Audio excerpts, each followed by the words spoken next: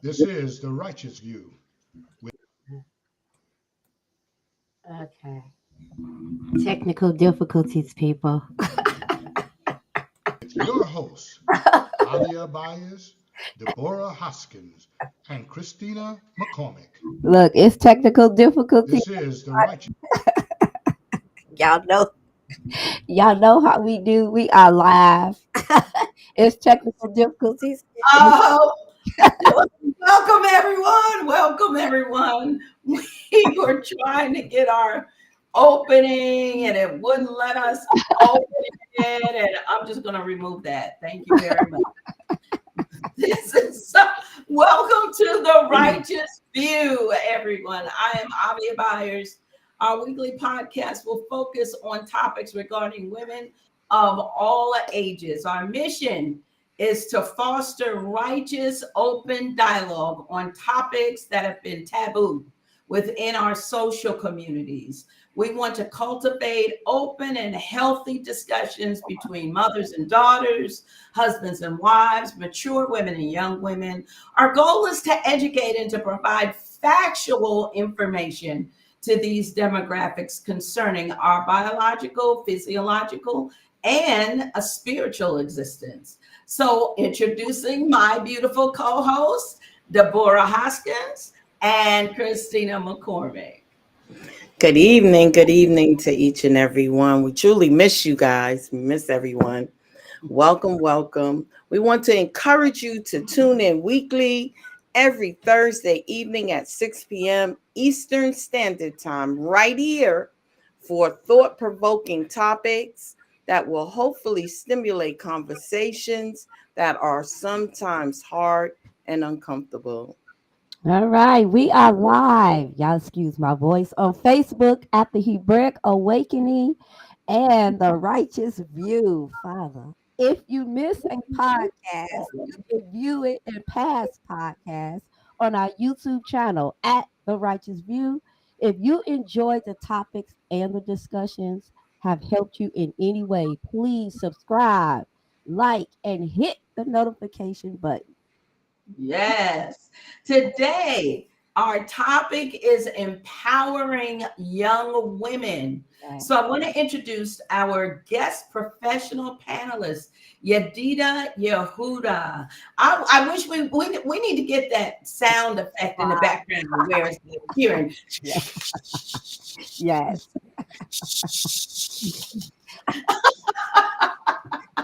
So we're going to introduce Yedida right now. We have, I'm so excited about her being here. And she is a professional in her own right in working with groups and young women. So Yedida has MS, MPA, RD, CDN, and she is the founder of the Black Doll Project in Ghana. And through this platform, she encourages young men and women to love their skin that they're in as Africans. Yedida is the co-chair of Bridge to Africa 360 Incorporated, a coalition of independent nonprofit organizations that provides services and programs in Africa and the Caribbean. In 1987, she moved to Ghana with her 3 children and resided here for over a year in several communities from Accra to Cape Coast and Elmina. On her return to the USA, Yedida began to promote Africa in general and Ghana in particular as a place for Africans in the diaspora to connect with and explore. Over the past 37 years, Miss Yehuda has also organized many tours to Ghana, introducing hundreds of people to Ghana. In 2018, Yedida retired early, moved to Ghana, where she now resides. Not that far from me. Woo-hoo. Woo. Yadida worked for Westchester County Health Department for 25 years, where she served as program administrator for multiple health programs, including nutrition, tobacco control, chronic disease prevention, HIV counseling, testing prevention, STD, HIV partner services investigations. She also chaired many coalitions throughout the county on a number of health issues, including Project Wave Westchester, War Against the Virus Escalating, Westchester AIDS Council, Steering Committee of Power, POWR, Against Tobacco, Women Organized Around Wellness, WOW, WOW, Women Organized Around Wellness, and served as advisory board member of Westchester County Youth Council and Sister to Sister International, to name a few. Now, that's just a few, y'all. She has held several full-time positions in other local organizations working on healthcare issues with at-risk populations. Yadida received her bachelor's degree from Marymount College, her master's of science degrees in nutrition and human ecology from Herbert Lehman College. Lehman. Master's, was that good? Lehman? Mm-hmm. Yeah. College, and a master's degree in public administration from Pace University. Yadida is also involved with many community organizations to promote health and wellness in communities of color. Her vision is to build healthy communities by creating whole individuals. Yadida Yehuda created the Wellness, Wealth, and Wisdom for Mind, Body, and Soul seminars in 2010 for adults 18 and over, with the goal of inspiring each one of them to achieve balance in every area of their life. She has presented her wellness seminars internationally, live and online. It is her hope that once they are in their whole place, they can reach out to their immediate family and community to inspire more positive change. Yadida is also a proud mother of 3 dynamic children. She is one of our first guest speaker tonight, and we are excited about her being here. And she's going to talk to us tonight on looking inward, recognizing all the good things about oneself. Welcome, Yadida. Thank Welcome. you. Boy, that was exhausting. That's a lot of here, but I enjoyed every minute of it, and thank you for inviting me to this podcast where I can speak to our people and all people in general about some of the great lessons that I and others have learned along the way. So thank you and welcome to everyone who is listening, and I hope and pray that I'm able to impart at least one piece of useful information that each person can walk away with and take action with immediately so that they can change their individual lives. So, with that being said, I think our overarching topic tonight is going to be empowerment. Is that correct? Um, empowerment, right, for women. Empower her. Yes. Empowering girls and empowering women. And it's important. But what I love about this podcast is that we're talking to young women, in addition to other women from various age groups, and a lot of us, and I think I can safely say that in my age group, we did not have the luxury or the blessing of having this information at high school age. We were just stumbling through and wondering, and by the grace of the Most High, we were able to make it where we are today. So now we get to give back to the communities before us, and so we can reach out to girls in high school and say, "Hey, I'll give you this empowerment, this information about empowerment, so that you can empower empower yourself to start early. You get an early start. You started in our 30s. You can start in your 18, your 19, your 20s, and therefore you can have a more full and luxurious life. Longer and more of it, so to speak. So before I start talking about looking inward, I want to just say a little bit about empowerment and about definition. So, it's important to me to always define what it is that my work is powerful.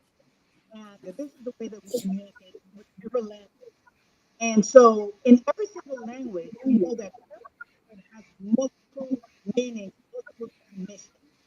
And so, it's important for us to define how we are using words. When we say empowerment, what do we mean? What exactly is it? Because if we don't define it, someone else will define it for us. So it's important to always make that definition, so that there can be clarity in everything that we do.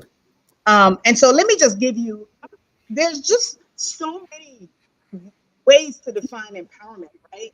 Um, and I'm going to give you 5 of them. Is the authority or power given to someone to do something, right? That's one. The process of becoming stronger and more confident in controlling one's life and claiming what is rightfully yours. That's another definition. Granting of power, right, or authority. That's empowerment. The degree of autonomy and self-determination in people and communities. The process of gaining freedom and power to do what you want or to control what happens in your life, right? So, which one will you choose, right? What I'm going to choose today is making a conscious decision to make a change of your own destiny, right? We all have to empower ourselves. So now, if you think about working at a job, right? You have a supervisor who can have a staff member who is not so confident, be a little shy, is the person who likes to speak. And the supervisor would say, I empower you to go out there and to be dynamic, to be amazing, do all the things that I have on paper for you to do. But unless the person empowers themselves, takes that empowerment and lives that empowerment, it will never happen. And so empowerment and empowering oneself is probably the most important tool that we have in order to change our destiny. So my favorite way of talking about empowerment and going within is what I call the man in the mirror syndrome, right? If we drill Can down you, from Eugenia, can you say that again? Because we missed that first part. the part about the man in the mirror. Yes. Yes. Okay. So, um, to me, self empowerment is all about the man, what I call the man in the mirror syndrome, which means that, and again, I'm defining what I'm saying. Um, we want to change the world and we want to change our communities, but we have to drill down from the ground up. If you think about it, it's whole individuals, empowered whole individuals who make an empowered whole family, who then constitutes an empowered whole community. And then if you fan out some more, you begin to create empowered whole nations and so forth and so forth. So you start with the man in the mirror, you can only change yourself, only empower yourself. And that is what looking within is all about. I want to be that example. You can't pour from an empty glass. So in Right. order for me to pour to my community, pour to my family, to pour to anyone, I must fill my cup. So going within is about filling my own cup so that now I have something to give. Because again, I can't give what I don't have, That's right. right? And That's right. so that is important and the power of going within and working on self. Now, when I worked in the health department in chronic disease prevention, I realized that all of the tools that we give to the communities, the food models and the portion sizes and the types of food you should eat, those were external because we put all of these things in front of people. But if they don't have the self love and the self care, they will always make the wrong choice. Mhm. So the best thing to do is to go inside and to realize that I have to empower myself. I have to tell myself I am worthy, I am important, I am beautiful, I'm powerful. And I have to believe that with my whole soul, because it's only at that point that I will begin to make choices that would let me live into that state. If I love myself, I will want to take better care of myself. I will choose better foods for myself. I will make sure that I'm moving my body. I'll make sure Mhm. that I'm meditating. I'm thinking good thoughts. I'm Right. making sure that I am always looking at the glass as half full as opposed to half empty, right? All of these things, if you think about, there's certain diseases. I know you've heard of bulimia and anorexia. These are diseases that manifest in a physical way, but they're psychological diseases. And no matter how much coaching you give to these people who are affected by these diseases, information, because there's some wire that is not connecting psychologically in their mind, they will always become too fat. When in fact they are very underweight. And so this is the case with a lot of things that we do. We make choices from a place of powerlessness. And so we want to switch that. We want to empower ourselves to go from a place of powerlessness to powerfulness. And in that, when we are in that space, we begin to make the right choices about our food, about our finances, about our spirituality, about our mentality, about our emotional well being. You see? And so we're coming from a place of power and not powerless. And so when you begin the journey of empowerment, you have to look within. Even when you're choosing a career, if you're really going from a place of empowerment, you're looking at yourself. What are my gifts? What am I born with? What did I just come into this world with? What is my passion? What's my purpose? Right? And so we have to go inside so that we can find that space and then we live into that passion and that purpose. And a lot of times, money will follow that. Your finances and your wealth will follow because you are living in your purpose. And so the universe will rise up and bless you, and the blessings will chase you because you're doing what you are put on this earth to do. And so that is the basis of going within. Um, when you think about empowerment uh, in your community, again, two examples of empowering um, uh, promotions or programs that I'm currently involved in are one, the Black Doll Project, and the next new project will be Girl Talk, right? Now, let me just tell you a story about that. So, from 1987 to 2021, I had never seen a black doll in Ghana. And one year in 2019, before the year of return, I was at this biggest festival in Central Region called Faith Kofashi, and they had a procession actually of about 70 children with uniforms of nursing, and they all had doll babies. And every single one of those dolls were white dolls, blonde hair, blue eyes. I was outraged. And so I decided we have to solve this problem. And so the Black Doll Project was born. And so I've given out over 2,000 black dolls every year since 2021 until present. But we use the black doll as a platform to talk about self-love, loving your skin, loving your lips, loving your hair as African, loving the skin that God made you in, right? And not trying to change or be a different color or a different shade or a different person. But the black doll is a symbol for that.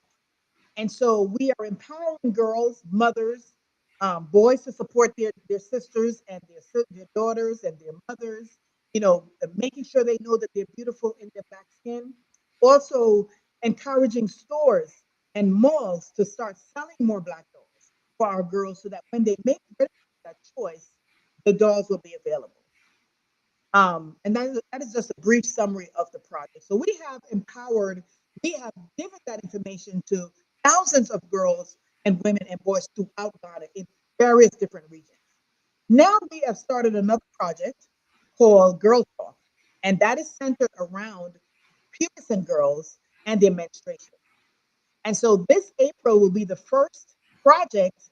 We will be talking to 105 pubescent girls about menstruation, about taking care of themselves. What is really happening when your period is coming on? What is happening hormonally? What is happening with you mentally? How you feel? Because I know I was growing up in the 70s and I had girlfriends and I thought we were losing our mind. Nobody explained to us about PMS. We thought we were literally going crazy.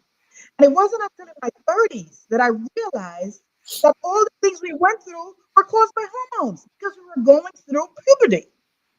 And so it's funny now because the guys in our class, we have the alumni association, and the guys could not believe it. They said, "Oh my God, this is what was happening with my wife, my daughter, my sister." I thought that they were all mad. And so the beautiful thing is now we get to empower pubescent girls. We get to explain to them, this is what happens when you're going through that cycle. This is what you're going to feel like. And here are some tools, by the way. When you're feeling low, when you're feeling depressed, when you're crying, you're getting PMS, here's someone you can talk to. Here's something you can do. And so these are tools that we didn't have, but now that we've learned them, we want to empower the next generation to have these tools so that they can have a head start that we didn't have. So I hope this is all making sense. So the point I want to talk about when I'm talking about going within is that everything touches everything else. There is no single thing in your life that stands alone. Every decision that you make about your finances, again, about your food, about your exercise, about your partners, about your dating, everything, every decision you make it from the place of where you are, whether it's powerless or powerful. And so it's important to make good decisions. And the only way that you can make these good decisions is becoming empowered, becoming powerful, knowing that as a woman, as a girl, we have so much power. They say the man is the head, right? The woman is the neck. And now, if the neck wants to turn the head this way and that way, the neck has the power and the ability to do that. So we just want to recognize, we want our girls to recognize their power and their strength, and not in a negative way, but in a way that empowers our entire family and our communities. Because we can also have quiet power. Our power doesn't have to be loud in the audible sense. It could be very soft but very powerful. And that is the way it should be. But we just need to know exactly who we are, how much power we have, and how we can use that power to change ourselves. And by changing ourselves, change the world. The hand that knocks rules the world. And so that is we can change our mental state, our inspiration, and our will by the way that we be, as Ayana earlier said, how you be, the way we are today. We choose that. And so we can change the world by becoming empowered ourselves. So I want to open up for questions. If anyone has questions, I don't know if you want to open up the podcast. Are asking questions. If any of my the co-hosts or the other guests have questions, please let's have a dialogue. Let's talk this through. Yes, I'm going to definitely say, Yadida, though, keep your head turned toward that speaker so your voice is not going. You said so much. Oh, it's great stuff. I mean, when I think about you, when you said making decisions from a place of powerless, from a powerless place, and making decisions. And so many of us do that, especially when we don't get that information, important information that should be passed down through our generations. and coming down from our mothers, our grandmothers, our great grandmothers, those matriarchs that can help us, navigate through those things. And we were kind of laughing, Prophetess Deborah and myself, because when we did our the segment on adolescence and puberty, we were laughing because we said the same thing. I mean, we were like, what in the world is going on? I mean, am I going crazy? I feel like I'm losing my mind. I want to just, but it was the hormones. Your body was changing, and that it's normal. And we've gotten to a place in our society, it's where it's so easy for us to say that somebody is just crazy, or, how she is, when the person may truly be going through a hormonal crisis, where they need some help and some stabilizing from, they may need medication to help stabilize and to get them, but we're so used to just, everything is taboo. Oh, you know how she is. Don't pay no attention to her. Or just, and so we get to that place where we do that. But I think in high school, when I remember, oh Lord, I was trying to figure it out. But my parents were not big on sending a girl to college. And I had teachers telling me, you need to fill out your applications. You should go to this school. You should go to that school. I was in the top 10% of my graduating class. I was the highest ranking person in my ROTC class, highest ranking female in the brigade. So in our entire in Forsyth County, I was the highest female ranking officer. And I remember that year, West Point opened up for women.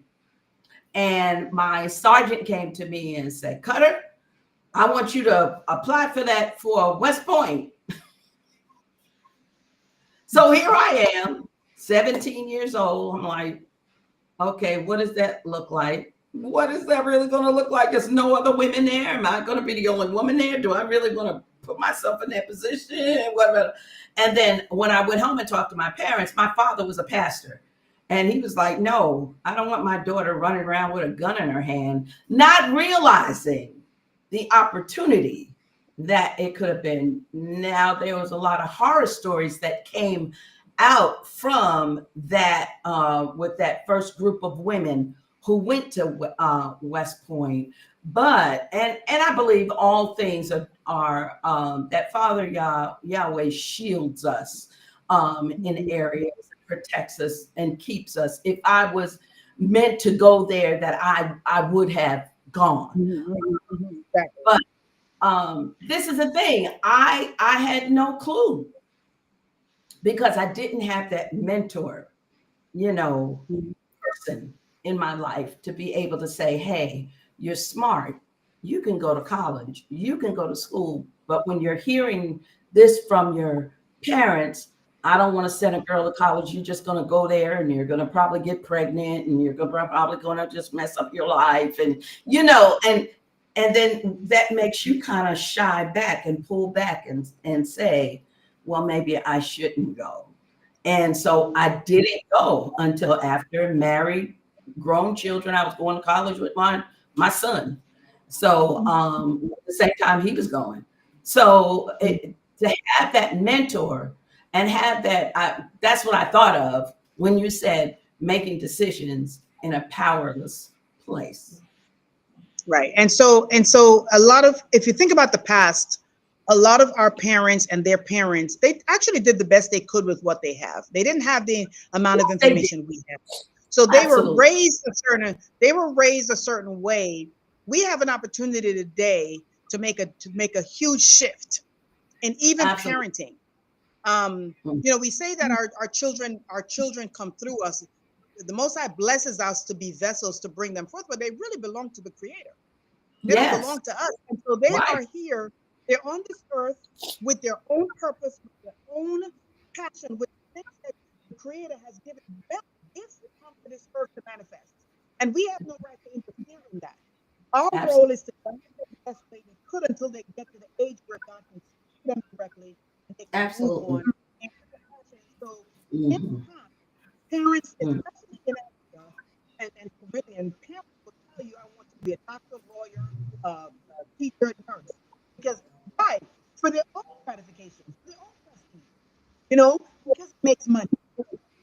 I could be a nurse. People paid me $1 million, I would never be a nurse of young children. It's just not Your something that mic I is would do. going. Your mic is going in and out again. We can't hear Is you. it better? Is it better Yes. now? Yes. Okay. So the mic is. I have to stop moving around. So the parents now, and we have a role in that to Right. recognize that parenting styles need to change. So we are Right. here to help guide these children until they get to the point where they can speak directly to the Creator and to find out what it is that the Creator wants them to do. Want them to And so do. it may Right. not be what we want them to do, though. But Right. we have to get them to the place where, like a pastor or a rabbi, I need to get you to that place in front of the Most High so that Most High can speak to you. Right. And like Samuel said to was it? I don't know. Eli. Eli, I said, and when Samuel. you hear the Most High talking to you, said, "Here I am." Right. Well, we need to present our children to that place so that the Creator Absolutely. can tell them why he's Absolutely. here on this earth and be okay with that. So if they don't, just whatever it is that they have passion for, be the best at it. And that is the encouragement we Absolutely. should give our Absolutely. children. And so I like telling stories. So I want to tell this story. I don't know if you've heard about the pot roast, right? Have you heard the story about the pot roast? So Yeah. there was a pot roast, yes, the pot roast contest, and the woman kept cutting off the edge of the two ends of the pot roast, and the reporter said, "Why you keep doing that?" And the woman said, "Oh, but my mother did that." And go ask my mother. So he went and asked the mother, and they said, "Oh, but my mother did it." And they drilled down 4 generations backwards. And the last mother said, "Well, I lived during the Depression, and I only had 1 baking pan, and the pot roasts were huge. So I had to cut the ends off so you can fit in the pan. But here Right. we are in 2025. We got 25 different pans, different sizes and Right. shapes. We can buy Right. but we're still doing what our great-great-grandmother did, which was perfect for the time she lived in, but doesn't make sense today." That's right. That's perfect. So that is that's another shift. We have to empower ourselves Right. to think for the time that we're in. Absolutely. Is it still relevant? Absolutely. Does it make sense? Absolutely. Is it hurting us or is it helping us? And we have to give Absolutely. ourselves the power to step into that and to make those changes so that we can always have that shift moving forward and upward. And we're not dragging ourselves backward. There you Things that go. no longer serve us. And that's Yes. so important, because realizing that whole experience that I had, we completely did an about face, with that, and exposed our children to everything that we could expose them to see, so that they could make the decision on what they want their future to look like, where they wanted to matriculate into. So I mean, we got them into everything, every art, every sport, every kind of program so that they could find out what it is they were put on this earth to do. And they both decided, go to college, get a degree, go. And I remember when I talked to our son, and he first went into college and majored in music. And he's a great musician, praise Father Yah. And he said to me one time, I remember I said, Calvin, he switched from Johnson C. Smith and went over to A&T. And I said, "You're going to still major in music?" And he looked at me and he said, "Mom, I want to eat." He said, "I'm majoring in business." because I want to eat. He said, I can still play my music. I can still, Father can still move on me and move me in the places he wants. And he truly has. He has been given the opportunity to play with greats in the music industry. But guess what? He has a full-time business of his own, professor at a university. And, because he took the time to think those things through. And we helped them and talked to them and opened up that conversation. And that's one of the things that wasn't always with our parents, our upline. Did you have that open conversation like that, to be able to say, well, I don't really want to do that, or that, we come from a generation where everything was pretty much kind of settled for you. You need to be a housewife, whether you want to be that or not, Exactly. So those are the subtle shifts that we have to make in ourselves first, because it has to happen in our mind first. We have to grasp it, and we have to empower ourselves to make those changes, to make those shifts in ourselves and in our households, so that now we can create a better world. And it seems simplistic, but again, I started with it and I'll end with it. You can only change yourself. The man in the mirror, Michael Jackson, I love him, says, if you want to make the world a better place, take a look at yourself and make that change. And that is so profound and so powerful. And so that's what we're talking about today. And we're being examples. We're being light to other people, so that they can see that if we can empower ourselves and make those changes, so can you. Absolutely. Absolutely.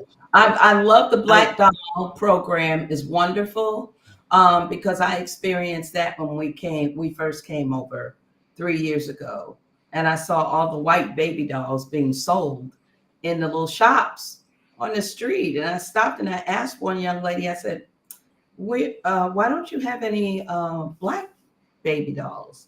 And she looked at me and turned her nose and said,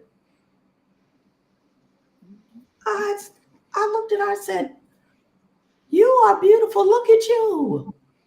Look at your mother. I said, we are beautiful. That beautiful black skin. I said, don't you ever look at our skin as being ugly. I said, you need to get some black baby dolls. I said, I bet you what, I need to go back to the States, buy some and bring them over here, not even knowing that you had that program going on. But it was a stigma, and it was something, the lighter the skin, the better. Yes. And that was very deliberate. So when the colonizers left the places they colonized, whether it's Caribbean or here, they left the next person closer to them in charge, meaning that, they impregnated a lot of Africans and Caribbean black people, and so they came out with lighter children. Right. So they left. Of course, they imposed this notion that God is white, and so here's an image of God, blondie or blue-eyed, the Son of God, and who is us is God, and this is what he looks like. He looks like me, so therefore I am superior. Everything white is beautiful, and everything black is ugly and bad. And so that was ingrained through the schools and through the churches. And so when the countries got independence, they left the next white people, they called them in charge, the lighter skinned people. And so this is what I call inferiority complex. We have international inferiority complex, and it's so subconscious we don't even realize it. It goes as far as not just your skin, and people wanted to bleach the skin to be lighter, because in their eyes, you're prettier when you're lighter. You get more opportunities when you're lighter, right? And so this is the rationale behind all this bleaching. But it actually goes beyond that, because the products that God makes, or another country in Africa makes, the people out know that God makes products because then it's made by black people, so it cannot be better than the one made by white people. So they would rather buy imports and white dolls, things made in Europe, as opposed to buying local items. Mm. That is self-hate. That is international inferiority complex Yeah. or self. And so we're trying to shift that by using the black dolls to tell them, to tell our daughters and how beautiful they are. And you're going to have a beautiful black doll that looks just like you, right? And I'm sure that you're aware of the tests that were done in the 60s with the 5 and 6 year olds Yes. who picked, okay, so that still exists today. Harrison, the one on CNN, what's his name? Did a in 2018 or something. Had the same results. 5 and 6 year old black children picking the white doll as the doll that is the beautiful doll, the intelligent Right. doll, the smart doll. The black doll is the ugly doll, the bad doll, Ugly. the one that Right. today that Yeah. still persists. And so we have to do these little things to shift Mhm. those consciousness so we can begin to love ourselves. Because if Yes. we don't love ourselves, we can't empower ourselves. You Well, see? And so I have to purchase my face cream in the States when I come because they only have bleach. They only have cream, a face cream here that has bleach in it. And every time I go into that Georgina's, I think it is, mhm, beauty supply. Yeah, I searched all in there. And I asked a young lady. I said, "Where are your other face cream? There's nothing with. Everything has bleach in it." And she was like, "Oh, yes, yes, but this is very good. This is very good." And I'm like, "No, that's not good for you. That's harmful to your skin. You should not be using that." So I have to get my face cream from the States and bring it back with me because I haven't been able to find anything, not here in Cape Coast area. And but mhm. it's sad because they think, "Oh, this is good. This is good." Yeah, Mhm. so we have a lot of local businesses and people who have local shea butter and cocoa butter products that actually promote. So when I'm doing the Girls Club program in the bags, I'm going to put locally made black soap with just black soap, locally made um, a cream, hand cream and face cream with shea butter, cocoa butter, and no preservatives and none of that other stuff. So whilst we are telling people to empower themselves and that they're beautiful just the way they are, we're also encouraging them to support the local economy. So the Mhm. local face creams and the local soaps and the local deodorants and companies that make all these local items and local rice and coconut oil, we're encouraging our people to purchase those items because that's another form of empowerment, right? By supporting your local economy.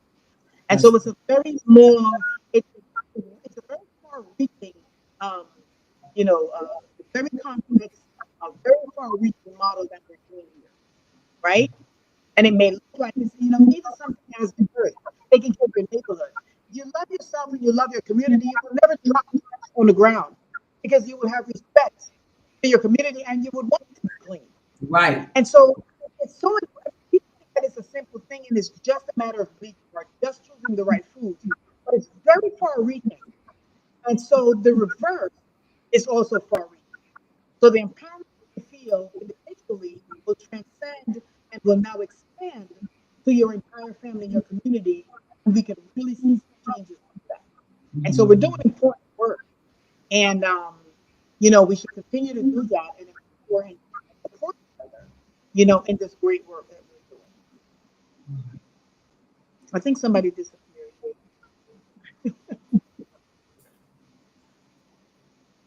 I I'm thought sure that I've used it all my time. I'm sure I've used it had all my time. had something, but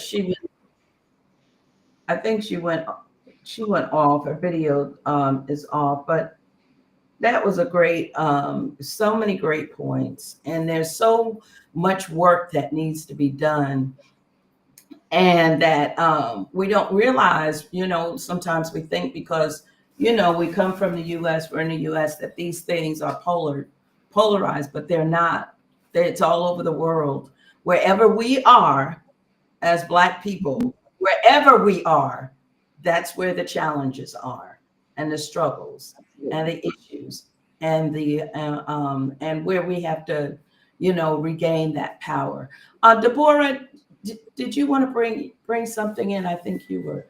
No, basically you covered, but something that you said, that I really love, you said the man in the mirror, and that's the ultimate thing, that man in the mirror, that we have to first deal with self in the aspects of, even I think when you had mentioned about working in the health department, and how display the things that's healthy, and so forth in eating, but just giving people these things is not going to, because it must first begin inward. And just giving someone something, displaying, you have to want and have the desire, as you said, to want to do better, to want the best for yourself, to make the right choices and all those things. And that's throughout, that spoke volume, and that is just so precise and so awesome, because it first begins with us inside. And even the decisions we make, that we will make right decisions that will bring about life, that will, enhance our life. So I thought that was, really powerful, absolutely powerful. And all that you said, I can go on in different things. I really don't have any questions. I just wish that it was really clear, because it was really powerful. All that you said was absolutely powerful and much necessary and much needed in our communities, truly in our communities, because so many of us are killing ourselves. So many of us don't have that self-love, and as you said, through the generations and through the colonize, and all that was it. This was all, it was strategic of what they did to bring us to a place, and even like you said, we're not even aware of it, not even conscious of that self-hate, because it really is very prevalent in our community, that we don't even realize. And that, you hear it sometimes. And that's why even, self-destruction and even harming one another within our communities. And all of this was strategically done to bring us to, and we need to be really awakened. But first, being able to be empowered, but first beginning within us, and coming to realization, first coming to that place of being true to yourself. And because we need healing, in our communities, because it's really a sad state of affairs, because even through the generations and all that transpire, you would think that we have, have achieved so much. In some areas we have, and in some areas we're so much the same. So I thank you for what you're doing. I mean, that's powerful, and it needs to be heard, and we need to, really see what's going on. But first of all, looking within ourselves, and that we first be empowered, and that it is important that we empower one another. So I thank you. It was really a powerful presentation that you brought forth. As I said, I just wish it was absolutely clear, but it was very powerful. Thank you so much. Thank you so much for bringing that forth. It's my pleasure. Yeah. So y'all want me to go segue into the next segment? Yeah. I'm sounding like Barry White. Y'all forgive me. I'm gonna You be sound quick. all right, sis. You I'll sound be all right. I'm very white. I'll be quick so Cody can. But I just want to say yes. It was so many points, and it brought me back to, because I'm doing players after high school, right? What does that look like? And I'm gonna do it really quickly.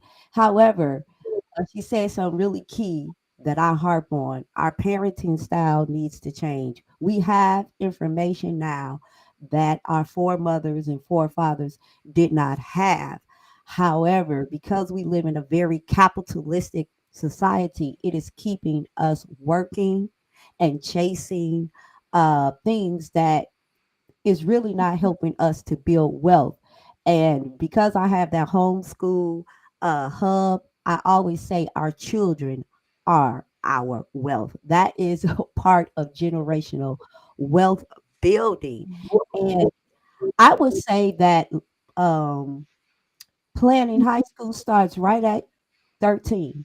And remember, I talked about the rites of passage that's missing in our community. Whether you are Hebrew, Jewish, Christian, African spirituality, the rites of passage ceremony has been taken from us. And that involves the whole entire community being involved in the children's upbringing, especially once they get to 13. Okay. And so in North America, because that's where, I'm taking this information from, we don't have that community. We're very individualistic. So what happens is by the time our children reach high school, there is nobody really guiding. I was teaching high school recently, and I know that for a fact that the children, even though they had counselors, nobody, the counselors who had checked out, yeah, the school system has checked out. So it is our responsibility as a community to be that covering for our children, because they have to grow up and get out of the public school system, and they have to grow into adults, productive adults. And it really starts there.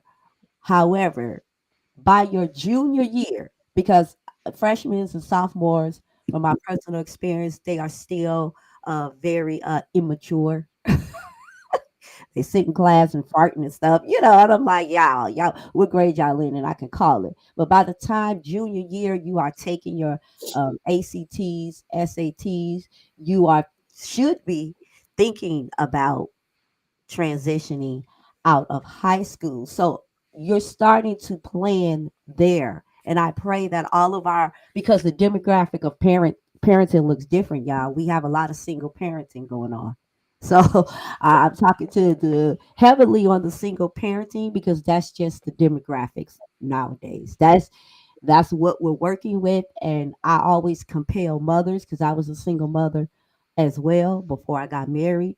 I compel mothers to really be involved in your children's upbringing, especially in their education, especially in 2025. So you need to encourage your children, because the counselors have checked out. Okay.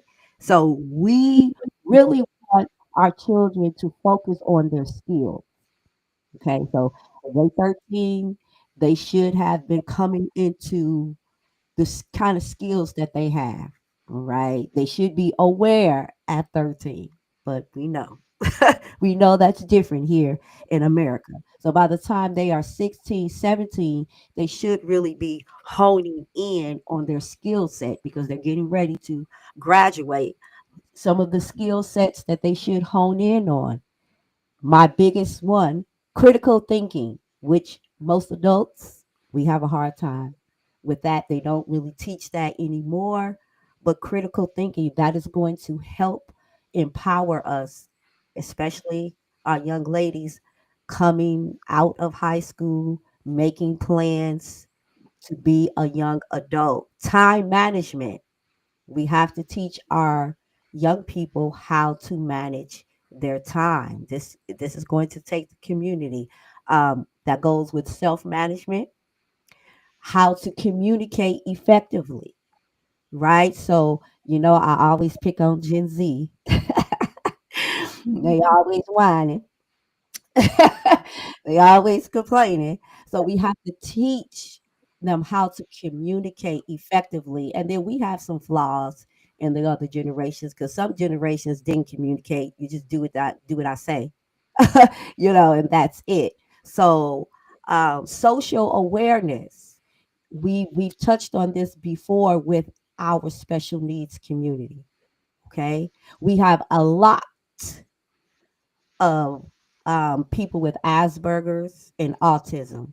And that's mostly a social, right, disorder. It can have cognitive disorder, but it's a lot to do with, you know, social skills. So we need to pay attention to these areas and help our children in that being organized. Okay. We heavy on our, I love everybody, but you know, I'm a special education teacher as well. We heavy on our ADD, ADHD community, and they thrive when they are organized. So these are skill sets that is going to take them, because a lot of what I see working with high schoolers going out, they do not have these skill sets. And so they're 17, 18, 19, 20, 21 in high school. Okay. And they don't have skill sets, and they're being tossed out, and then they're not productive adults, and then we are fussing at them, but I see how they are not, you know, being prepared.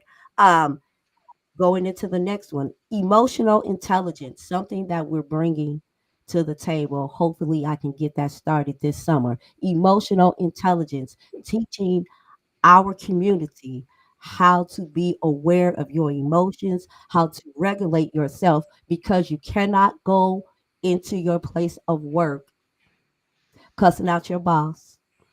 As we see on the TikTok, throwing stuff across the counter, grabbing people up, you know, they cannot emotionally regulate themselves. And that is not taught at all in our community. Like, what feelings? Shut up crying and get it. You know, that's what we are used to. And we can see how that has played out in this last generation. And not the grandbabies, but I'm talking about Gen Z, man. They off the chain with their emotions, because I work with them so much. And they'll tell me, you know, I don't know how to manage my emotions. I'm angry all the time. I need counseling. So they are aware that they need counseling, but nobody is setting them up for this. Financial literacy. Ooh, that's a stickler in our community, because that's a part of our mental wellness journey. And you can hear crickets when I bring up financial literacy, what we are, how we are to budget, what's a good budgeting plan, where do you put your money? Are you saving? Can you save $5 a month? And we're talking to adults. I haven't even got to the children. Can you save $5? Can we save $10? And that's a big that's a hard thing in our community. And we definitely not teaching it to the children, because the adults are having a hard time with financial literacy. And these are all things that harm our community from empowering our young people to be the adults that they need to be. And because I'm in education, you see how education is deteriorating. Why? Because we have AI that's going to take over, which they have an AI classroom. Was it in New Jersey? Somewhere up north, east, where that actual robot was teaching the children. Okay, so in our community, if our children cannot read at grade level, a lot of adults cannot read at grade level, and we cannot comprehend what we are reading, then by the time AI come on the scene to tell us what we can and cannot do, they change history. We don't know that they our children, because look, we gonna transition on.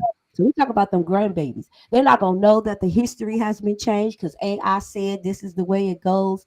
The kids not gonna be able to critically think. These are all important, and it starts. That's why I say it starts at 12, 13, sometimes 11, because they're so aware, like babies can operate the phone now. So according to their awareness, that's when you should start this empowerment journey with all of these skill sets, especially financial literacy, because right now reparations is a hot topic. And I'm like, y'all know good and well. Nah, come on. Come on. They give us $500,000, and then that's nice, but we got to be serious about this. And empowerment starts with correct. And it'll be gone in No, six I was trying months. not to say that, but we know, my husband and I know personally a couple who had a $500,000, and this is true, it was gone in a year. And they did not buy a house. Hmm. Wow. Okay. These are real, and this is why, what we're doing, I know, it's gonna take some time for people to warm up to us. But what they know, what we're saying is the truth. And you know, it's taboo to talk like this. Will you talk like this? No, they're not talking like this, not in the church. They're not talking like this in your synagogue, your assembly.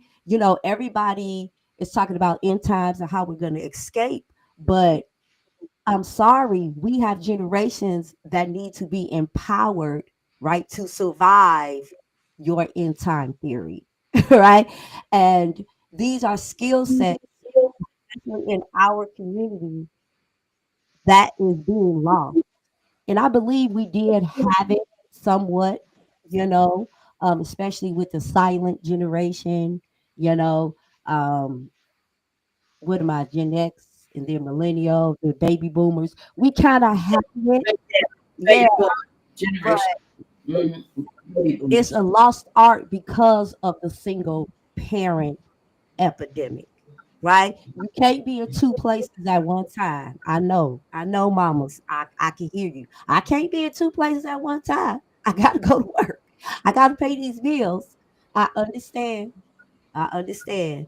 However, if we think differently, move differently, come back to communal, um, not communal living so much, but communal thinking, community thinking, and first be mentally sound so that we could trust one another. Because right now we don't trust nothing nobody is saying. That's how Right. that was nice what she said, but I still don't trust nobody. So we have to break these barriers, especially with our young women. And we're dealing with women. We haven't forgot about the men, but we're dealing with women right now, fellas. Empowering our young women because they are the mothers that's raising the next generation. Let's just keep it real. Like the mothers, we are the ones raising the children up. And my husband said that. Um, 2 years old, under two, they don't know you. They know their mama, especially if they breastfeed. The daddies, you there, blah, blah, blah. But mama, and she's empowering you from the womb on up. So I'm going to introduce Sakoni because I'm gonna let her tell us how she has planned her life after high school and what she is doing now. So I'm going to read a little bit about her. She was born in Winston-Salem, North Carolina, to her mother Lisa Wilson and father Christopher Willis. She also has a younger brother named Chris Willis. She's currently 27 years old. She's still living in Winston-Salem, North Carolina. She attended the illustrious North Carolina Central University and graduated in 2020 with a Bachelor of Science degree in behavioral social sciences. She is currently attending Davidson Davy Community College, obtaining a medical laboratory technological degree. You go, girl. All right, I will let you go, Mr. Cody. Thank you so much for that wonderful introduction. Um, so, I loved all the points that you brought out. One of the points I was actually going to talk about was time management in college, because it's such an important tactic to have. And sometimes you get that time management thing last minute. Unfortunately, that was me. Um, Coming from, I guess, like living sort of a sheltered lifestyle after um, in high school and then transitioning into an HBCU, it was definitely a culture shock for me.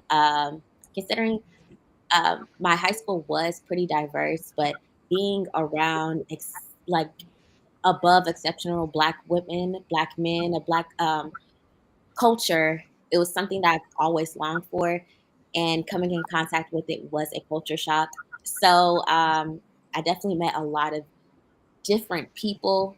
So learning how to manage my time, which was my number one focus, was school and getting good grades and stuff like that, but also having a social life during that time. So time management was something that I definitely had to learn and learn it fast. Um, um, and honestly, I think it's kind of uh, unforgiving to allow a 17 and 18-year-old decide what they are going to do for the rest of their lives. So I was one of the people who had to change their major, and it's okay. I just definitely want to um, say that it is okay to change your mind, because most people who do graduate don't even use their degree, which I did not. So I was able to find something that I was absolutely passionate about. And it took me graduating from college to find something that I actually wanted to do and to put forth the effort into that. So, and that's why you see a lot of people. I mean, in the classes that I am in today, I I think my class is filled with 21-year-olds, 22. Um, One lady in my class, she has to be about like in her 60s. So it's definitely never too late to decide what you want to do in life, and to keep going forward. And that comes with, empowering yourself no matter how old you are. Um, I think it was pretty funny. Before we even started, Rabbits was bringing out the fact that she's known me ever since I was 5 years old, and she's known my mother and my father, and that whole struggle about my mother wanting me to go to a technical um, college and my father wanted me to go to a university.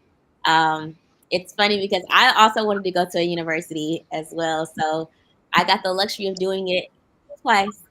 So I got to see both sides of the coins, and I will say I probably should have went to the technical college first, but and saved a lot more money. It's cheaper and it's a quicker It way to is. get to where you want to be in. But that's fine.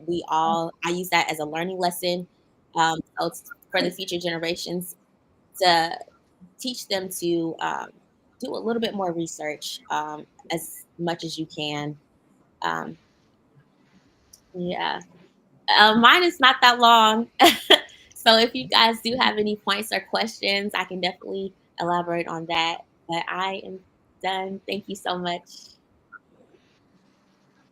Well, Sakoni, what were some of the goals that you had when you were in high school that you feel that you were glad that you looked a little further ahead, um, concerning your now that you're a older adult? So my goals concern like in high school, even in middle school, I've always wanted to go to college.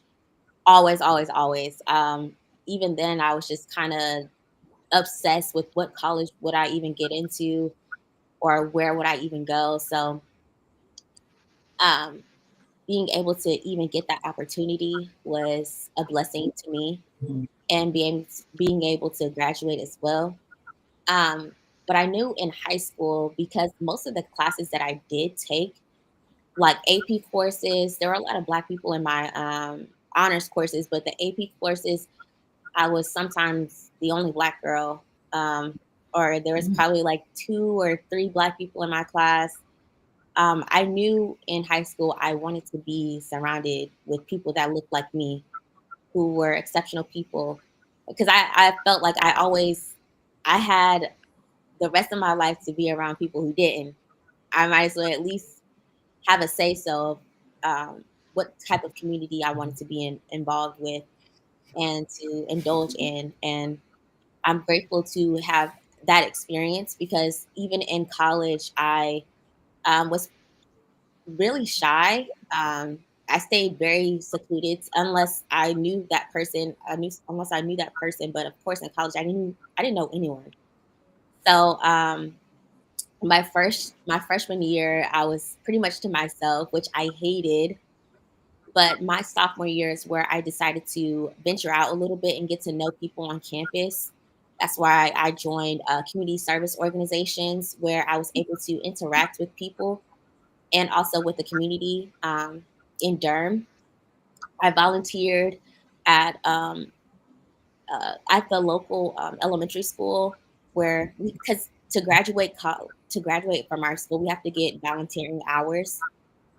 So I volunteered at the school, the elementary school, and it was really fun. The little kids are so sweet, so kind. They're a little rambunctious, but those are kids. I also volunteered at a church not too far from Durham, from my campus as well, because I didn't have a car, so I couldn't drive there. Um, and I was able to get to know the people there and um, even the community, because I think we're like giving away clothes, just so how I was helping there. Also getting to know people on campus because we had a lot of campus events where we taught Black women how to network.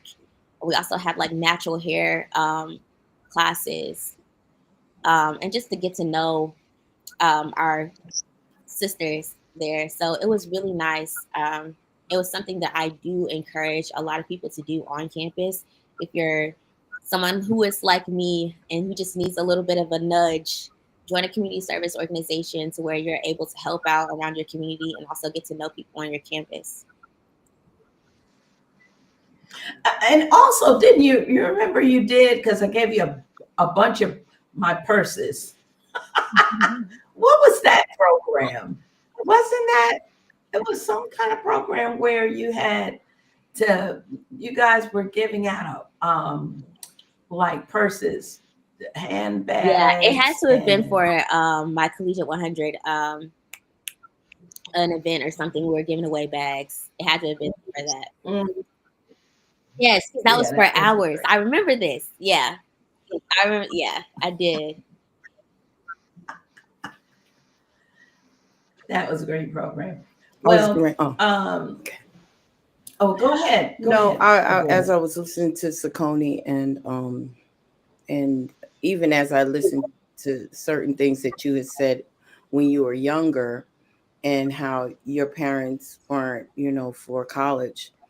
And I can say that, my dad, as many know, got killed when I was 14. But in my latter part of high school, and I did business in high school, and I even was on a co-op where you work one week and you go to school one week. And so my gear was always kind of in business and computers. And my mother encouraged us, even my sister, college, whatever our decision was, she, you know, the only thing she always felt that daughters should be home until they're married. But if you decide to go to college or however, that was, because she was somewhat, I would say, an empowered woman. She was a pastor, and so she wasn't like the norms in essence somewhat. But I say that to say that, as Saucony was saying, in high school I didn't have a clue really what I wanted to do. Even out of high school, I went to a community college, at first, and I was studying computers because I love computers, numbers, and different things in that aspect. But that wasn't absolutely what I just really didn't know what I wanted to do. But I worked with computers. I worked, and then I worked for the city. And I was an excellent typist. I mean, I used to type almost 90 words a minute, so, and knew shorthand. So it was things that I just knew how to do in the business aspect, but it wasn't really what I wanted to do. Work, as I said, with computers as well. But I still was I just never, I didn't know what I wanted to do, but I always wanted security. So I made sure, like, even when I worked temp, I used to even work temp on temp jobs with computers at the banks, and they offered me really good salaries to go with them. But I didn't give up my city job because I was always about benefits. I don't know if y'all might go under. And look, years later, banks did go under. So I have a brother who told me, he said, I always thought old, because I always was about, um, you know, security in regards to, and then making a salary where I know I could live on my own. So anyway, I say all of that to say I then, worked for health and hospitals. Then I worked in the police department because there was no, they weren't, there was a freeze on promotional, and I always tried to, always to do better in essence. And then I was encouraged to, take the test for a police officer because that was never my desire. Never thought about being a police officer, but one of the detectives, and as I was there anyway, I did. In essence, and as Aviyah said, Yah has, I believe everything was in the ultimate plan, in essence of our decisions and different things that we make, because the word declares that, and I'm going to bring in the word that our steps are ordered by the Most High. In essence, I say that to say that when I went in the police department, I did, we had college classes and we did social, we had to have a little bit of everything: police science, law, and social science, dealing with humans, and that kind of drew me. I even remember as a teenager, and people would always come to me with their problems, and I was always a listener, and not all the times I would have answers, but they would always come to me. So that seemed like that has always been somewhat of a counselor. So years later, I found myself even in ministry as counseling, other women and empowering, and different things in that aspect, and counseling through someone else who just, kind of felt that that was my, and in essence, even when I was in the police department, I had co-workers coming to me and just telling me, and even I remember even in a roll call one time, that even a lieutenant who was doing the roll call when somebody had got an incident that happened, and he was arrested. It was domestic violence, and also his wife was on the job at another precinct, and they were saying, we have the unit where you can go and for counseling, we have counselors. And then he says, and we have Mrs. Hoskins. I mean, he didn't even say officer, where different ones would come to me, and I was just, some people even wanted to just work with me because they wanted to, either advice or just to hear them, or, and I just spoke how the Ruach gave me. So, and then I'm saying all of this because so I did go back to school. I started taking classes for social work, and I didn't follow all the way through. I have the credits and different things in that aspect. And so more recently we had a women's thing, and there were those who were professionals who were there. And now we're talking of starting a nonprofit and some things where now I may be going back to get certification, even with my experience, so we can start this nonprofit. And we're really kind of bringing it, but it's all just kind of being thrown at me. Now, mind you, I'm closer to 70. I'm 67, be 68 this year, but I am going to go and get the certifications and degree, whatever. And I was talking to a niece of mine just recently who's going for her doctorate's degree. She did all the things. She's just waiting for she has to get certain things. And then I remember when she got her her bachelor's degree, she said, I hate school. I'm not going back. And she's a social worker. I'm not going back. I hate school. And she wound up going and getting her master's. And now she's soon to get her doctorate. And as her and I was talking, she said, "Aunt Debbie, you know," and she was just encouraging me. And she's in her 50s, and and she, as she was encouraging, just saying, "Well, and I'm glad I went." And as I'm talking, she encouraged me. So now I'm really like, yeah, this is what I have to do. So as Coney said, and it doesn't, the age, you just don't always know. You just don't. I didn't. I did.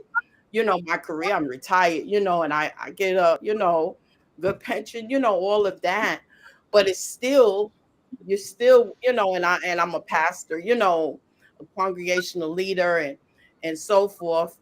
But life still, because there's still growth. We still, as long as we're here, there's no, to y'all be the glory, to all the praise there.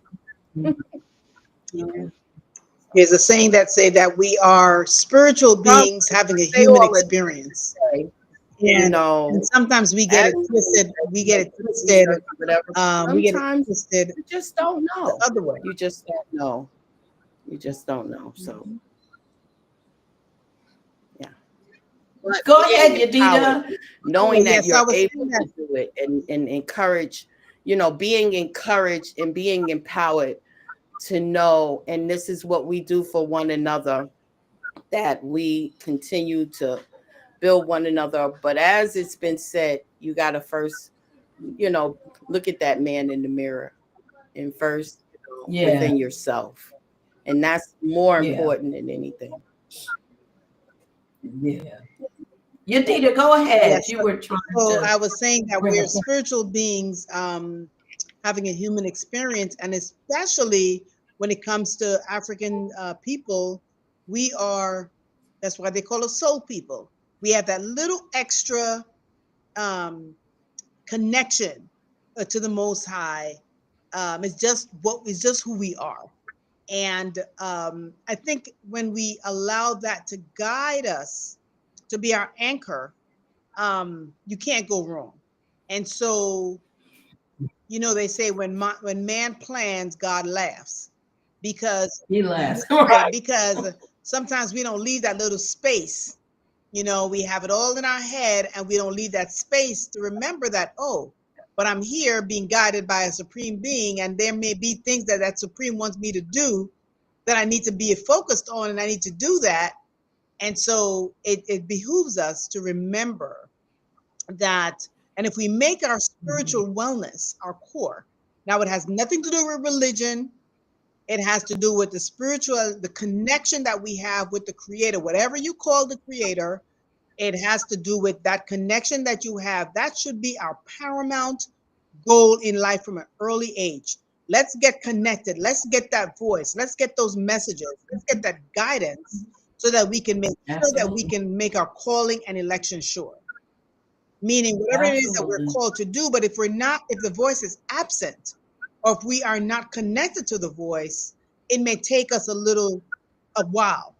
If some people never get to that calling and election and it being sure, because they're just disconnected altogether. And so, but that's part of that, what I call a wellness wheel. There's your spiritual wellness, or everything rotates around your spiritual wellness. And so if you're spiritually anchored and well and stable, the other components will come clean. That mental wellness will come and be okay. That emotional wellness, I heard Christina talk about that. The emotional wellness is important. We choose how to feel. The feeling shouldn't choose us. We should be the ones choosing whether we're happy or sad or grateful, or choose higher spiritual feelings instead of the more negative ones. So we have to be in control of our lives and all those different, our financial wellness, our physical wellness. But it all starts with us being spiritually connected to the Creator, so that we know where we're going. That's our compass to guide us, to navigate whichever one part of that wellness journey that we're on. And that's an important. There we go. That is very important. So you know what? We're gonna let that throw us right into dating. What does that look like? So when we are at that age of high school, um, moving into college, how does that look? How do we, because this is a different world from when, we in the 70s when we were, in high school, and we were the age of dating, it was like, okay, I remember some of my friends that their parents, and I remember when I went on my first little date that my date's father took us there to the restaurant and sat outside in the car and waited for us. And then, it was supervised. So that's how it looked, back in the day. So what is this? What does it look like now for our young sisters that are that age, high school, going into college? I can't even begin to imagine, but I do know from my working with the health department and working in the STD promotion, prevention, treatment, what have you. We had a very rude awakening, and this was in the 80s. This was in the 80s and the maybe the 1990s. We had to get retraining on how that generation or these next generations, how they thought about dating and sex, which was totally opposite from what we knew. We had to learn a new language because even in the, you're teaching STDs and you're teaching sexuality and you're teaching all of these things in schools and in community centers. And we're finding out that the way that young people think about sex is totally different. Like, for instance, they only think that sex has to do with vaginal sex. They don't. So we'll ask them, well, are you having sex? No, they're doing everything. I found that. And so, Yes. the way that this generation looks at intimacy and sexuality and sex is totally different from what we know. And so, and not that, I think it's a matter of having discussions, having communication, allowing young people to be able to be free and expressing themselves into their thought patterns, what they're thinking. So one, we get to learn and we get to know what the thoughts are. And we also can share our own experiences and maybe, what is good and what is not so good about some of those thought patterns. And so that's what we found out in the health department, that channel of communication had to be open. And so, I had staff who were not, younger, but not as young as those, but they were closer to age. So the peer-to-peer model emerged. And so rather than listen to someone who was, their mother's age, they preferred to listen to someone who was their sibling's age or their own age. And so we started working with younger people to become peer educators, to begin to provide information about what was safe and what was not safe, whether it was dating or in sexuality or anything like that. And so it's a whole different world that I know. Well, let's hear from Sakoni. I see. I think Christina, you were laughing. Hey, so I know you probably had. She is right, and I want to hear Sakoni because Sakoni comes from a community orientated. Because that's what I want to ask her. If she did not have the community that she had, being raised up in Torah, having her rites of passage, how, based on her other friends, do she think life would have been different? Because it's different out here in these streets, especially when it comes to dating and sex and how the young women think about sex. It's y'all, you ain't ready to hear what you really think you want to hear because I've let them talk to me and I have to, I'm 51 and I'm like, okay, don't, don't overreact because I need for them to trust. You want to hear it exactly because they need to I wanna trust hear you, right? their Exactly. thought process with sex is now I'm just, y'all know me. Okay, so they have body counts, and that's a normal thing in I'm talking about women. Because back then, body Right. counts is sexual partners. So they keep tab of body counts. It's no longer taboo to be a young lady that haven't had sex. So now, it's I got 5 body counts. I got 8 body counts. And they telling You know, they're doing that here. And I've been talking to some young men, and even here in Ghana, yeah, they said that the young women, ladies, the yes, men are saying, I have a problem finding a woman, a young yes, lady who I want to marry because the women are now like, I want 4 or 5 yeah. boyfriends because guess what? I can get this from this one. I can get this from this one. I can get this from this one over here, and this one can do this over here. So I was surprised to hear that. So I guess Yeah, that's it's all all over the over. world. And like Sister Yadida was saying, sex is different now. They don't consider as long as it's not penetration to them, they're not having sex. Right. But when you Consider themselves yeah, still a still a virgin. virgin. So people who say they are virgins from our thought process, we would be like, no, you're not. But from their thought No, you're process, not. they are because they haven't been Right. penetrated. They're doing everything else. Penetrated. And so we see this spill over into the faith. Just keep it real. Heard This that. this don't negate people that's walking in faith, whether in Christianity, whether Oh no. so Sex is an equal yeah, so opportunity. everybody is doing this per se. Right. And we have to be Right. aware of that.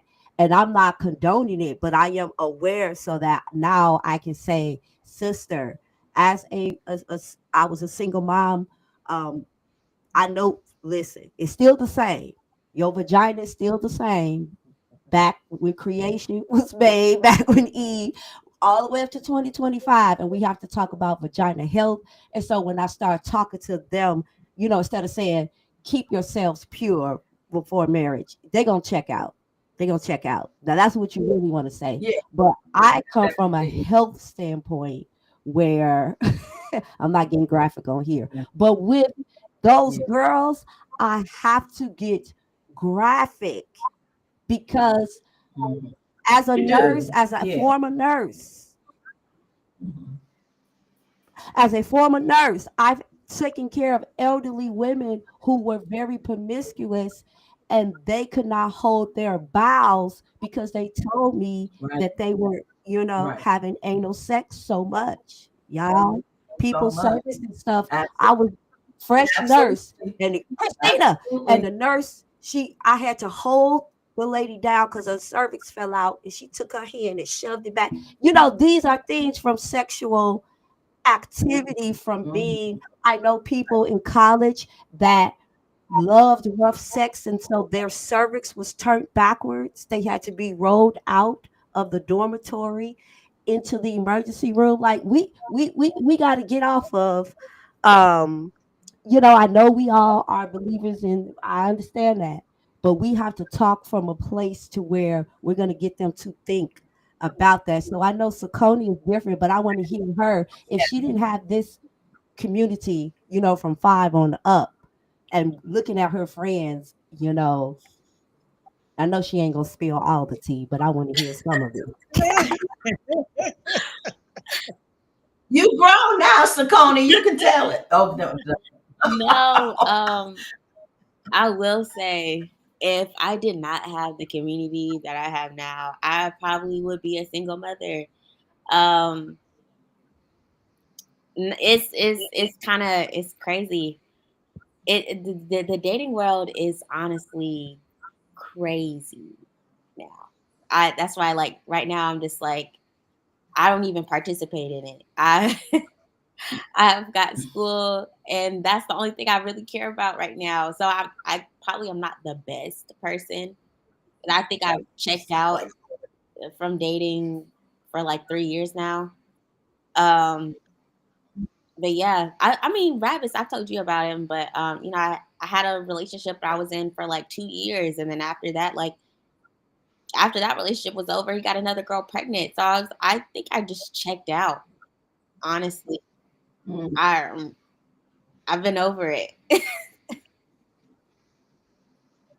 And that's what I'm hearing, because Lori and I, you know, speak very openly about that. My daughter, our daughter, and she's pretty much in that same place. It's like, does it make any sense to? I mean, because it is just so crazy. But I did not realize until, I guess Lori must have been about 5 years old. So I'm thinking I must have been about 35 when I realized that the generation under us was thought that they were still virgins, because they were just having they weren't penetrated. It was just like oral sex. So they felt like, no, I'm still a virgin for my husband. And I was like, baby girl, I'm sorry, you're not. You've been exposed. I mean, you are not a virgin. And I remember because I was working with a young lady, and she was white, Caucasian, and that's what all of their friends, and she was college age, working. I worked for a group of lobbyists for the glass bottle industry.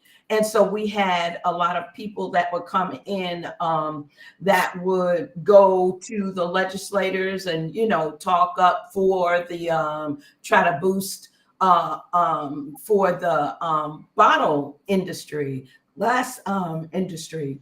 And this young man would get to know, people around there. So we would have people come in, sometimes young students. And they would, that was a whole nother thing. And I'm looking at them like, okay, are you for real?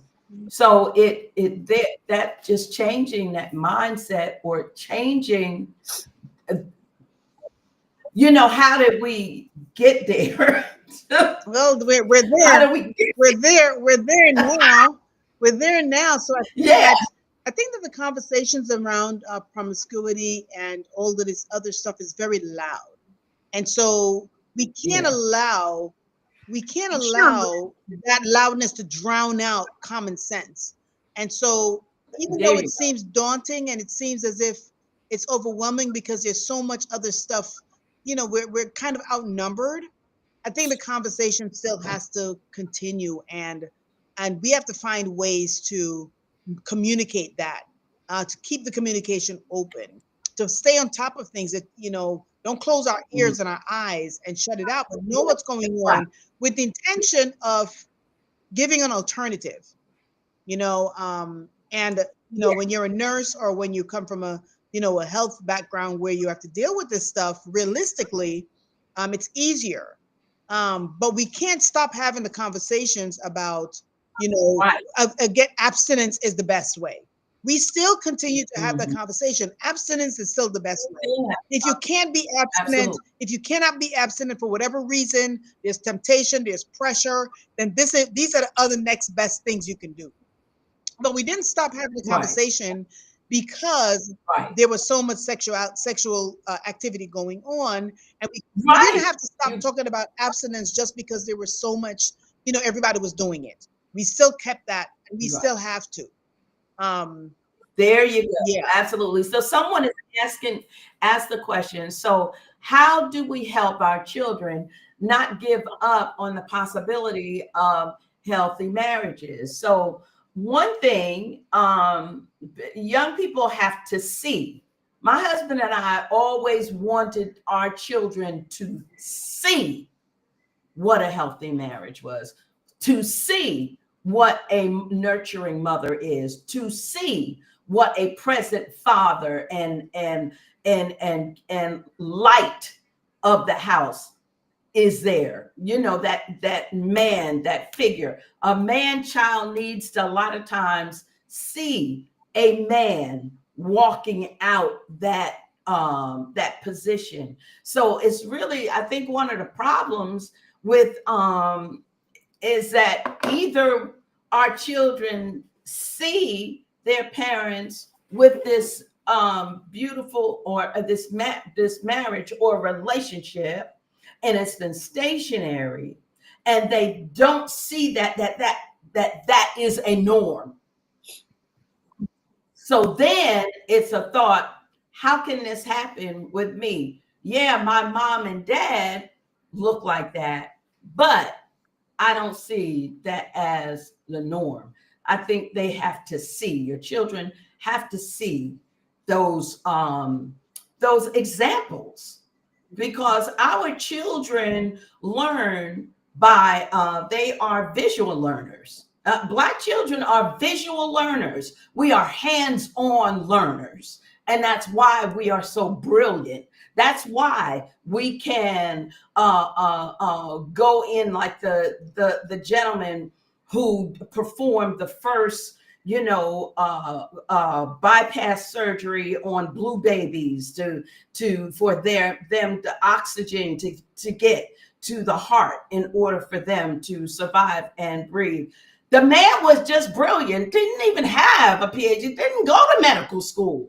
He was brilliant, would do surgeries with his eyes closed, because he said it's just like walking in a room. You know where everything is, and you just he closed his eyes and did surgeries. I mean, we are visual and hands-on learners. So I think our children have to see those examples. Yeah. But, go ahead, Deborah. Go ahead, Prophet.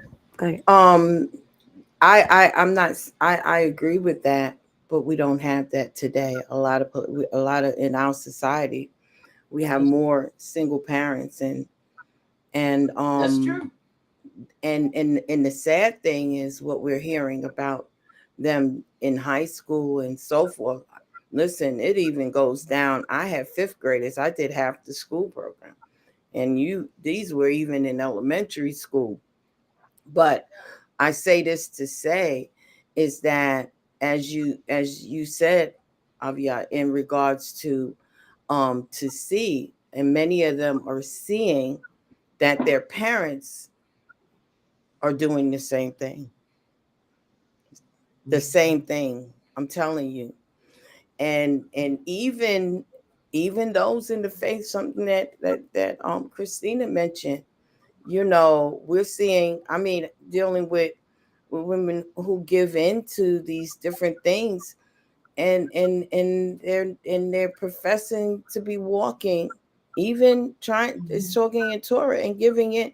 It's just really, we're in a time now that,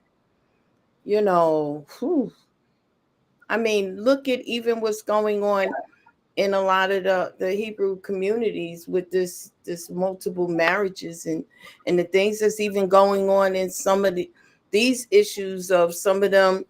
One thing my nephew said to one of the young ladies, I'm just saying in general of just finding out, he says, why would you want to be somebody's sloppy second, or third or anything in that aspect? But something that Christina mentioned is bringing in the health card, of, the effects of what you're doing, what the effects Right. of what is it doing to your body. And then also trying to teach them, to empower them that you are a queen, you are special. And this is where I really try to emphasize the fact that, don't get caught, get up, realize who you are and how special you are. Because if you really come to a place of defining and understanding that you are special. You're not just going to allow and just like listening to Zaconia. Yes, she was raised, you know, in the community, but kind of understand, like she said, I check out because I'm not going to allow myself to go, you know. And this is something that we have to kind of instill in them, because sad to say, I find some of these young people are more how would I say, have more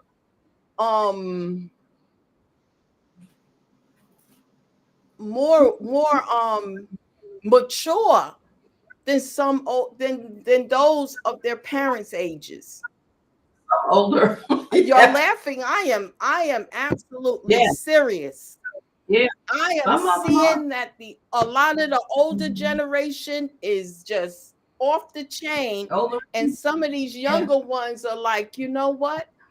I'm gonna be or even professing that I'm, you know, I'm not allowing anyone to touch my body, you know, in essence. And I'm hearing this from younger women, younger people, because they see the generations that they just lost it. Some of them just lost it, I'm telling you. So I mean, I'm saying it from even another perspective, because we do see, and don't get me wrong, just as Christina was talking about the number count and all of that, yes, that's true. But you know, and just as you're saying, what they see, and as a being that where they visually, they're not seeing that. They're definitely not seeing that, because a lot of the older generation, they're not. It ain't happening in them. Yeah, some of us have been very bad examples too. Very bad examples. And because a person has age on them, there's something my mother used to always say: there's no fool like an old fool. Because some of us are gray haired and doing things like what a 20-year-old, you would expect a 20-year-old to do. But I know it's because we're coming from a broken place. People are broken when they do stuff like that. And I think that goes back to Yedita's talk concerning, you know, being either powerful or powerless. And that if you don't feel, I've talked to women and said, you know, stop, make him deserve you. How about that? Instead of just, okay, whatever it is, we go out this first night, boom, that's what we do. This is just what we do. Make him deserve you. How about that? But we get to a place where we're so desperate that we find ourselves in that real place of desperation, because we don't have that self-love that Yedita was talking about. That self-love, that's part of the empowerment. I mean, we need to talk about doing an empowerment conference for grown women. Well, grown, grown, gray head, yes. Yes. It's like you smack them upside the head and say, what are you doing? What are you doing? You're just and just a bad example for our younger sisters. And then we have accepted this thought, and we know biblically, scripturally, we can see that during those times in the region of the land, and even here, you can have more than one wife. But let me tell you what the Ghanaian men that I have spoken to said. More than one wife? No. Everyone I talked to said, I don't want more than one wife. I want peace in my home. And more than one wife is not peace in the home. And then one of them said, more than one wife is too expensive. Wives have children, and children have babies. I mean, those babies, you gotta do school supplies and school fees, and I don't have that kind of money. One wife is good enough for me. So when we get this thought, especially within our Hebrew communities, that we and get 3 or 4 wives, and then they're all on welfare while I'm sitting at home playing on video on YouTube, being a YouTube, trying to teach somebody the Torah while my wife's out getting their welfare checks. All of that foolishness is going on. And that is not setting a good example for our younger generation. And we just gotta, Lord Father, I don't know. We I, I'm laughing, but it's true. And I see Neshwa's comments, and I just wanted to say because I I stand on both sides, right? So I think like people that have a testimony, that have good marriages, we need to, and not just testify in a very, I don't know how to say it. Nobody wants to hear the rhetoric. They want real talk, right? They want the real talk of a marriage and what that looks like. So because I was a single mother of five, okay, five, I was poor, 5 children. Don't ask me. It's a long story how I got there. Come from a middle class background, but ended up where I ended up in Gary, Indiana, the ghetto, what we would call the slum ghetto. And I was able to take my middle class background and pour that into my children, even though I was having children out of wedlock. Then, when I had this encounter with the Most High, even though I had been walking with Him, but there was an encounter I had, and He told me, myself, that I love to play the victim. And I went on a mental health journey right before I met my husband, and that was age 32. And I had to come to myself and say these decisions that I made, was reckless, and that out of all of the relationships and all of the problems I had, I was the common denominator. So at first it started with me really getting inside myself, saying that I'm worth more. I know I have 5 children, but if that means checking out, no more nothing, no more relationships, you need to deal with you. And so that's where I was. And then boom, I was set up on a blind date with my husband. Now, we've been married 17 years. So my husband adopted my children, gave them his last name. And I like to tell the testimony because at first I was ashamed to tell that testimony.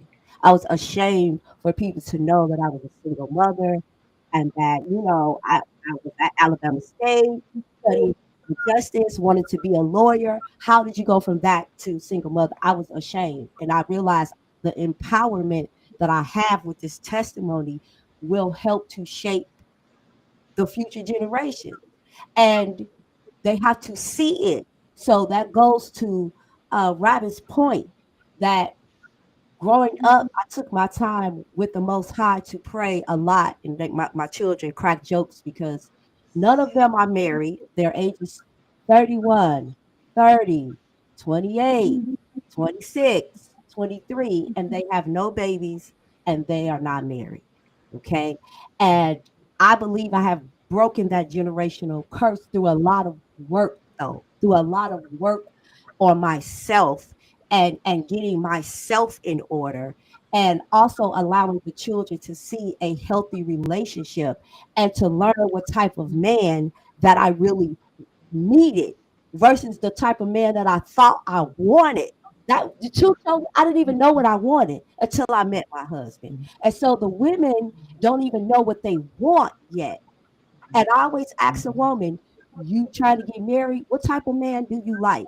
Because the type of husband that I have, I realize I like an assertive man.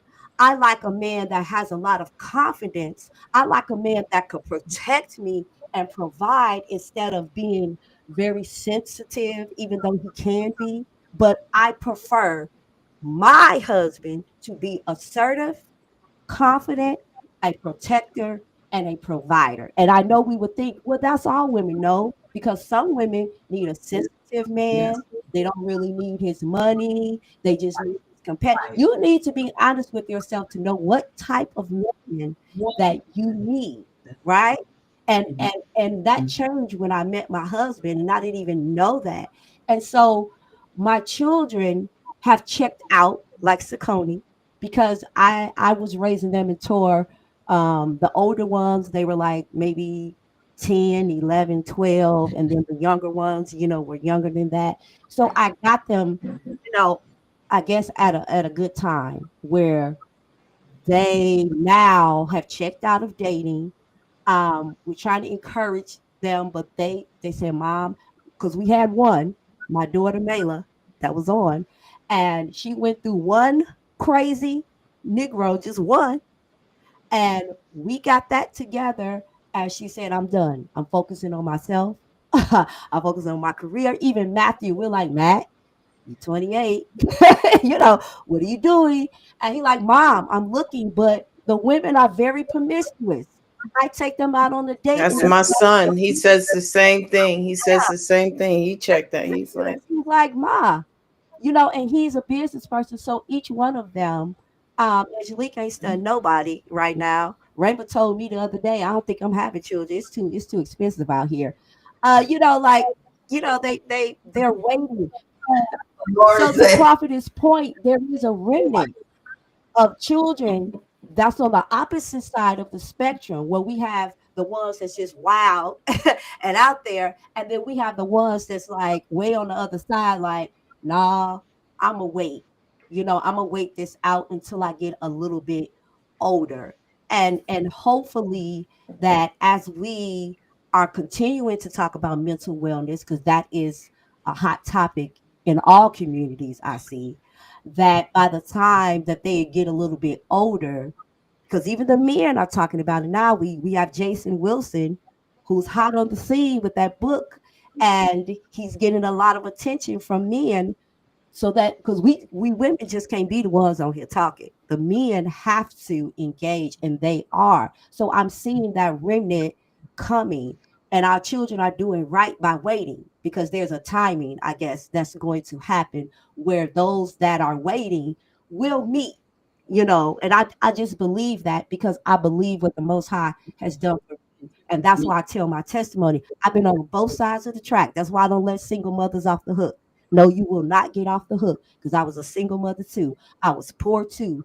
And I had to pour into my household. I had to choose to live a certain type of way so that I could be at my children's school. I could be at church with them. I had to live a certain way. So the way that I live now was not the way that I lived raising them, because I chose to pour into them. Mainly, like my son said, we grew up in the church. Sunday, Tuesday, Thursday, and so in the hood, they didn't get a chance to be hood because I had them in church or at school. And so single mothers, I'm never going to let them off the hook. There's a choice. There's a choice in how you can raise your children until your significant other come. And then second, you need to know what type of man you really like. If you don't know what type of man you really like, then you need to, you know, abstinence. And we still have to say, close your legs. Like they told me, nobody told you to open your legs and have all those kids. Quit crying and get up and take care of these children. So close your legs and find out who you are. You are the common denominator and why you cannot have authentic relationships. And then find out what type of man that you want to spend the rest of your life with, because you can't just keep letting these men, especially these in faith men, come and say Jesus or say Yahweh or Yahuwah, and you automatically go with them because they know the Bible and they have a title in front of their name. You don't know what type of man you want. You just want what would look like it. But you have a right from the Most High to know what type of man that you want to spend. You have a choice. You don't have to accept anything. If y'all can't take nothing, quit accepting anything. Learn it's okay to sit and empower yourself. And that's another thing, because I know we're talking about this, but a lot of male chauvinist people like men do not like this topic. They think we are feminists, right? When we get off the air, they're gonna say they promote feminism. No, we're not. No, we're not, and that's because there's a mental health epidemic in the community that we Right. trying to tackle, and That's it's right. so hard because there's so many facets. Like every time we have a segment, we got to get back to that mental health, because no matter how we Right. talk, if somebody is mentally unwell, all of this goes in one ear and out the next, because as soon as they get off the call, that bipolar go kick in, that schizophrenic go kick in, all of those personalities going to kick in, and they are going to forget everything that we have said. So I digress. I'm Yeah. You know, and we're going to go ahead and we're going to close out because we and this is good because we kind of gotten into our next week's topic. You just gotta love yourself enough to believe that you deserve better. My goodness. I mean, and it's sometimes if a woman doesn't realize that she deserves better, then she will accept whatever. And until it gets bad. It's good until it's not. So we just in even in raising our girls and teaching them to know what is good and what to accept. And because you really know, and I would always tell women, I told all of my, when me and my husband got married, I had very young little sisters. And so they all looked to me. I was the oldest one of all of them, all nine. Well, there was 10 and one died. She got hit by a car, but I was the oldest of all of them. And I used to always say, look, a man always knows the difference. He can see you. He knows the difference between a bologna sandwich and filet mignon. He knows the difference. And if you carry yourself like a bologna sandwich, guess what? He going to use you just like a bologna sandwich. But we have to get to a place where we know our worth, and that's part of the empowering. And men who have problems with us talking about empowering women, you know, I just don't even have anything to say about that. I mean, because there are we have the right, and we see it scripturally. We see women being empowered in the scripture, and of course we want to turn a blind eye to that, and then we want to act like all the women in the scripture, you know, was sitting around playing with sheep out in the field and picking potatoes. But no, there were great women in the scripture, and they were smart, and they were intuitive, and they were inventors, and we didn't just become this. We didn't just become what we are, but it's always been like that. So if they have a problem with that, then they don't know the scripture. So we're going to go ahead and roll right on into our ending points, our ending comments.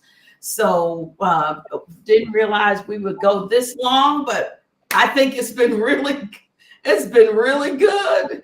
And just want to say thank you, and just, I mean, this has been really, really good, and I'm excited now about the next segment. Yes, well, I guess I'll go right into and we thank our panelists. It's awesome. I could just see another thing coming out of this as Yes, we get with our absolutely. rites of passage, and how, you know, the community can come together. I just got so many thoughts running through my head. So thank you all again. I think we all will be in contact with you all again really soon. So our email again is the righteous view 01 at gmail.com. Please send topics that you feel will be beneficial. If you have a degree, or special training in a specific area related to women's health and would like to be a special guest, please email your bio and we will review it and reply as soon as we can.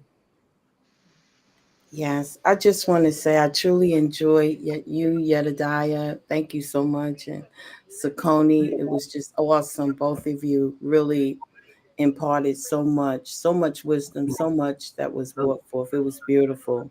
And to you, the audience, praise Yah. If you have enjoyed this podcast so far, please tune in and tell a friend. Next week we will continue. Well, actually, next week we will continue with the discussion concerning. So, you say you want to get married? Tune in next week. Thank you. Thank you all for joining in. Thank you for inviting us. We want to thank our guest panelists, Yedida Yehuda, for bringing your professional expertise and introducing your programs. They're awesome for our viewers. And Sakoni, we just love you, love you, love you. Our baby, Sakoni's everybody's baby. For sharing your journey and your young perspective on these topics. And we want to thank you, our viewers, for tuning in. And we look forward to another edition of The Righteous View. Good evening, everybody.